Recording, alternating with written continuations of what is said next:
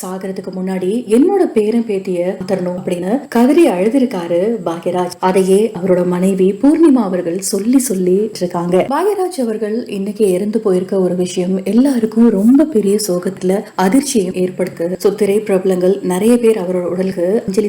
அது மட்டும் இல்லாம இந்த ஒரு விஷயம் யாராலையுமே நம்ப முடிய விஷயம். சாகிறதுக்கு முன்னாடி என்னோட பேரன் பேத்திய தரணும் அப்படின்னு கதறி அழுதிருக்காரு பாக்யராஜ். அதையே அவரோட மனைவி பூர்ணிமா அவர்கள் சொல்லி இருக்காங்க.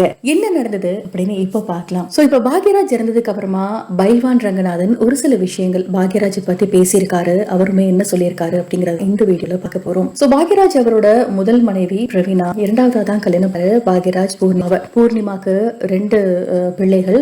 சாந்தனு அதே மாதிரி ரண்யா, ஒரு ஆண் ஒரு பெண் பிள்ளை அப்படின்னு சொல்லியிருக்காரு. 2 பேருக்குமே பத்திரிகை அடிச்சு பிரம்மாண்டமா கல்யாணம் பண்ணும் அப்படிங்கிறது பாக்யராஜோட ஆசையா இருந்திருக்கு. பட் அந்த ஆசை நிறைவேற போயிருக்கு. சாகிறதுக்குள்ள பேரன் பேத்திய தூக்கிடணும் கொஞ்சிடணும் அப்படின்னு ரொம்பவே ஆசைப்பட்டிருக்காரு பாக்யராஜ். ஆனா அவரால அது கடைசி வரைக்குமே முடியல. பாக்யராஜ் அவர்கள் யாருக்கும் எந்த ஒரு தொல்லையும் கொடுக்காம யாருக்கும் கஷ்டத்தை கொடுக்காம இறந்து போயிருக்காரு. ஒரு நல்ல சாவுன்னு தான் நான் சொல்லுவேன் அப்படின்ற மாதிரி பைல்வான் ரங்கநாதன் ஒரு சில விஷயங்கள் ஷேர் பண்ணியிருக்காரு. அதே மாதிரி பாரதி ராஜா தான் பாக்யராஜுக்கு வாழ்க்கை கொடுத்ததே அப்படிங்கிற மாதிரியும் சொல்லியிருக்காரு. இறந்ததுக்கு அப்புறம் கூட பாக்யராஜ் அவர்கள் கண் தானம் பண்ணியிருக்காரு. இருந்ததுக்கு அப்புறம் கூட அது உதவி, அது பெரிய உதவி அப்படின்னு தான் சொல்லணும். அது மட்டும் இல்லாம பாக்யராஜோட கண்களால அந்த கண்கள் மட்டும் உயிர் வாழ போறது அந்த குடும்பத்துக்கு சின்ன ஒரு ஆறுதல் அப்படின்ற மாதிரியும் மக்கள் கருத்துக்களை சொல்லிட்டு வந்துட்டு இருக்காங்க. என்னதான் ஒரு மனுஷன் எவ்வளவு வாழ்க்கையில சந்தோஷங்களை அனுபவிச்சாலும் பேரன் பேத்தியை கையில் எடுத்து கொஞ்சிறது அப்படிங்கிறது ஒரு பெரிய சந்தோஷம் தான். அது பாக்யராஜுக்கு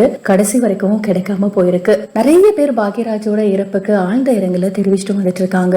நம்ம சேனல் சார்பாகவும் ஆழ்ந்த இரங்கலை தெரிவிச்சுக்கலாம்.